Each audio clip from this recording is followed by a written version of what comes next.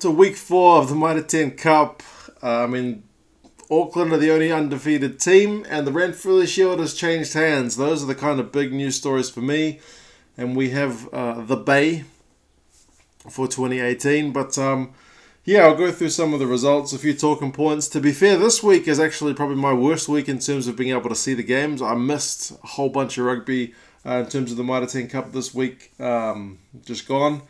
So hopefully I'll be able to see a few more games, in this week 5, which is coming up. First one, Waikato against Wellington. They took them down 43 points to 31. It was an interesting one because Waikato's season had been going nowhere prior to this game. Wellington rested a few of their big guns. So there was like no Lamb, no Fafita. Jackson Garden Bishop started from the bench, this kind of thing. And Waikato kind of made them pay. There was a 26-0 lead. Sevu Reece, who's been one of the stars of the Mitre 10 Cup so far, ended up getting 3 tries.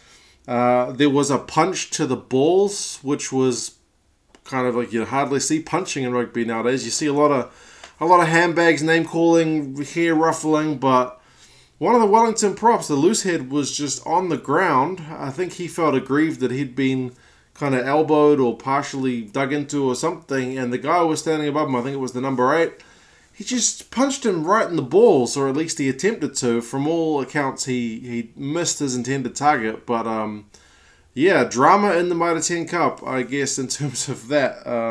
I haven't heard of him being kind of suspended. They both got yellow cards, and that was kind of the end of it. It was a bit of a handbag situation after it, but I guess that's been dealt with, so that's that. It took Wellington 50 minutes to score, but they did get enough points to get a bonus point at the end, so I guess credit to them for that. 31 points kind of in the final half hour, so Waikato won't be that happy that they kind of let the foot off the gas, but hey, they got a win, so they will be pretty happy with that. The next game, Canterbury beat Manawatu 34 points to 23.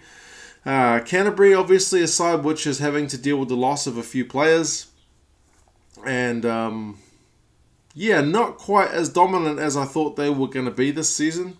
They and kind of Tasman were the favourites by the bookies. Taranaki was one of the favourites with the Rugby News. They're still getting a win. 34 points to 23 is fine. Their maul looked really good, but it wasn't cutting Manawatu to bits for a cross kind of division game at home.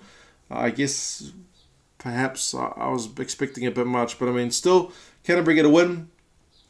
5 points for them, so all you can ask for. Manawatu, no bonus point in this one. They did have one really slick line-out set play towards the end of the game, which was pretty flashy, and they were pushing for a bonus point try at the end, but kind of unable to get it done. The next one, Otago against Northland. I didn't see any of this game live. I've only seen it in the highlights. Nareki looked good in that try that he got, but from what I read, Seuli's got a pretty bad knee injury, so he could be up for a while. New Zealand propping stocks from the All Blacks all the way down seem to be kind of dwindling, with a lot of guys just getting these long-term injuries. Debrasini for Northland seems to be putting in some pretty consistent and solid performances, and Northland are definitely a team which is pushing a lot of other teams. They're perhaps not getting the rewards that their play deserves, but they are definitely putting in a good effort. Darren Whitcomb, who used to live on my street here, is obviously doing a pretty good job with the boys from Northland. Next one, which was really surprising for me, I didn't give Auckland much of a chance because Tasman have seen the business so far this season. 36-10, Auckland take this one out. Tuipulotu got a hat-trick in the first half, which was kind of ridiculous. Not many locks get a hat-trick, let alone in 40 minutes of rugby. One of them was just a magic try. Like, he had no rights to score that. He was still miles out with lots of guys around him, but he managed to brush off the tacklers and just, run all the way for the try.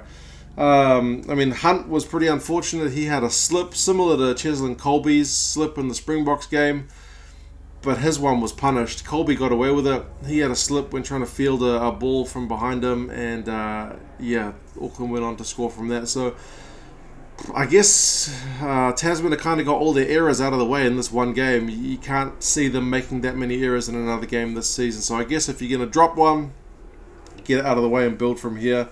Just an off week. But for Auckland, unbeaten, top of the table, things are looking up. Better than I thought they would be anyway. The next one, Southland have gone down once again, 43 points to 26, this time to Counties. They had another lead. Like, it's not the first time Southland's gone out to a pretty decent lead, 14-0 early on, but Counties are able to chase that down. The Counties were using a lot of kicks through and playing a lot of ball out wide, which just seemed to be getting a lot of pay against Southland, and they were punishing them with some pretty flashy tries. I guess those kicks don't always come off, but the bounce of the ball, at least for one try, was really with Counties for this one. So yeah, a good performance for them. They had a rocky start to the season, so they seem to be coming right. Although good for Southland, they got a bonus point kind of right on full time. So credit to them for playing the full 80, even though it's kind of staring down the barrel of another loss. The next one, the Battle of the Bays, Hawke's Bay, pretty kind of bum squeaking result. 29 points to 28, 1 point in it.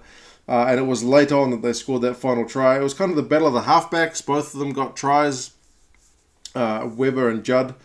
Jonah Lowe got a really sick kind of rugby league style, going for the corner, dot the ball down, and as your body kind of, flicks out, but you're not on the ground, so you're not out. Very skillful try. That guy, you'd have to think in Super Rugby is going to be a man to watch for next year. We saw a bit of him this year. A real tit-for-tat game, though, a really good game, back and forward. Hawke's Bay able to kind of get it done in the 78th minute where they scored their try and were able to hang on for the victory. So they are the Bay for 2018. The next one was Wellington, coming off that loss to Waikato with their kind of double-header week. They played Harbour, and they managed to get a win, 35-23. They had their big guns back for this one. And when I say big guns, I mean you look at Almoa. That try that he scored early on, he was running for the corner. Sean Stevenson went in to tackle him, and he just, bam, straight off him. Almoa is a big guy, and when he puts his body in the right position, he's going to make people suffer. So yeah, he was pretty good. But I mean, Harbour, they got good wingers. Stuff you got to try. Lee got to try. Stevenson had some pretty good breaks and kicks through. So there's still potential there for that Harbour team. But yeah, they need to start getting some more results because they are towards the wrong end of that premiership table. And the final one, the kind of big game for the week, was Waikato, who are on the double header, having played earlier in the week against Wellington, going into Taranaki and getting a win, 33 points to 19, to take the Shield back to Hamilton. Crazy game. I mean, both sides scored pretty early on, but Waikato had a 33-7 lead in the first half. Didn't score any points in that second half. Taranaki had a bit of a fight back, but it was far from enough. Yeah, you got to wonder if they were tired. They had a kind of Taranaki's double header was the week before, but I mean Waikato were in their double header this week, so in theory Waikato should have been the ones who kind of had the heavy legs, but it was Taranaki. They're just not really living up to the billing, which is a bit disappointing.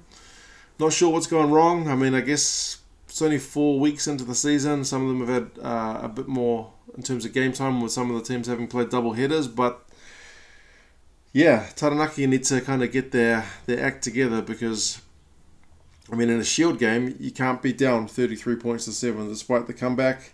Yeah, I mean, Tamani Valu did a bit of good work in that second half, but it was far from enough. The quick hands from Waikato early on were just... It's kind of why you watch Mitre 10 Cup, because they really throw the ball around and make for some entertaining rugby. So yeah, they take the Shield back to Waikato. They've got to defend it in about 4 days, but that'll be interesting. So it's good, I guess, to see the Shield change hands. Kind of traditional rivals with, the way things have gone in Super Rugby, with Taranaki kind of joining the Chiefs, but some fans still kind of being loyal to the Hurricanes. So a bit of that there. Yeah, it was good to see the players celebrate the way they did, because it really means a lot for them to get that Shield. So it's kind of good that the Shield still has that pull in New Zealand domestic rugby. Next week I'll put the games in the fixtures, but you guys can have a look. But I mean, the few that I'm thinking about watching, I mean, Waikato against Hawke's Bay in a few days. That's a Ranfurly Shield match, so that's going to be an interesting one to see if they can kind of keep up their performance levels. Tasman against Taranaki. Both teams coming off losses will be looking to bounce back. Southland against Otago, a battle of the Deep South. Southland will really want to be getting a result, and Otago haven't quite lived up to their billing yet, although they appear to be coming a bit right. And Canterbury against Auckland is a traditional rivalry. Auckland undefeated, Canterbury having only lost the one game, and it's down in Canterbury, so it'll be a really good one to watch. But yeah, you guys let me know your thoughts on the games. Like I said, this week I was pretty slack in terms of my viewing time. I didn't get to see anywhere near as much as I would have liked to. But yeah, you guys let me know your thoughts on the week and the fixtures to come, which are coming up. And yeah, I'll talk to you again soon. See you later.